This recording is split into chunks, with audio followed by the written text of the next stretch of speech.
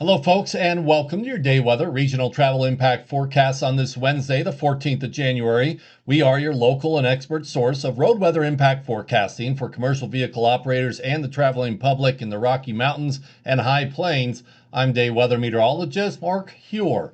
This surface map is valid for Thursday morning, the 15th, and it's going to start to set the stage for a significant high wind event and also much colder temperatures across the high plains. We have the first cold front of a couple moving down over the course of Thursday into Thursday night. Stronger surge of cold Arctic air on Friday, as we're going to be looking at a big and warm ridge of high pressure across the west and along and west of the Continental Divide. Weather conditions dry and quiet. But out here across the high plains, we're going to be looking at a deepening trough of low pressure, cold conditions, and over the course of Thursday night and the Friday through early Saturday, these equal lines of pressure here are going to get very tight across the high plains. We have powerful jet stream moving south, warm air to the west, cold air here to the east, and we're going to be looking at a significant high wind event across most of the high plains as we head into and through Friday and early Saturday. High winds and extreme blowover risk to hit the high plains Friday with 65 to 80 mile per hour crosswinds. And your regional travel impact overview also includes the much colder temperatures and a little bit of some snowfall also in the forecast east of the Continental Divide, just enough to create a few slick spots. Then as we work out of this weekend and into Monday, Martin Luther King Day, we will be trending not as windy and warmer again. So that is some good news. Let's head right into the impact forecast details. This is for I-80 tonight through your Thursday and Friday. Over the course of tonight and Thursday, just some nuisance winds on I-80. But then as we get into Thursday evening and night, especially after midnight towards the early morning hours of Friday, going to be looking at still some strong winds with very gusty winds starting to kick in I-80, Cheyenne to Laramie. Also going to start to see some snow showers along and east of the Bighorns and Laramie Range out into the high plains, and that's going to make for potentially some slick spots, especially the higher elevations of I-80 Cheyenne west to Rawlins. And there's still going to be a little bit of some snow shower activity here on western sections of I-80 in western Nebraska, eastern Wyoming, all the way out towards the Laramie and Rawlins area. But it's really going to be some very strong and gusty northwest winds, crosswinds out of the northwest along I-80.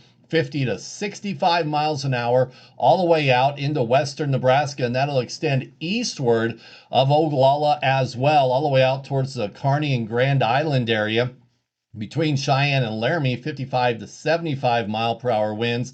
Slightly less winds the further west you head, then all quiet across western Wyoming and also eastern Utah. For I-25 across Wyoming and I-90 western South Dakota, northeastern Wyoming and southeastern Montana, quiet other than the nuisance winds in southeastern Wyoming tonight. Then the same story. Strong winds Thursday evening and night, 40 to 55 miles an hour with snow showers and slick spots all across I-25 and much of I-90 except for sections of southeastern Montana. Then high winds, extreme blowover risk on I-25 and I-90. And again, this is going to be a northwest wind across I-90 and also I-25 with gusts as much as 80 miles an hour north of Wheatland towards the Douglas area. Elsewhere, 55 to 65 mile per hour gusts will be widespread. Strong winds, but not as high of winds on I-90 in Wyoming and Montana. So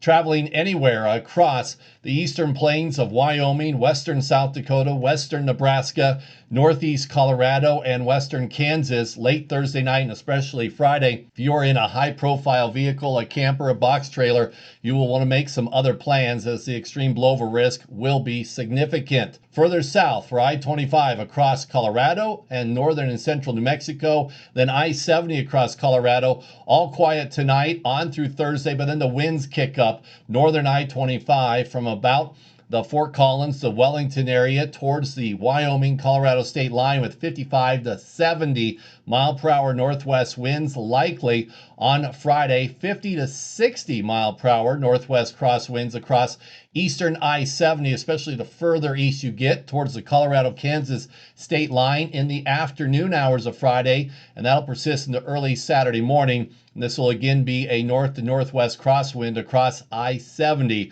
so an extreme blowover risk will exist. Contact state DOTs for current road conditions, restrictions, and closures. And if you have a high profile or lightweight vehicle over the next 24 to 36 hours, you'll want to think about traveling on those roadways mentioned and secondary roads late Thursday night on into Friday. We'll talk to you tomorrow.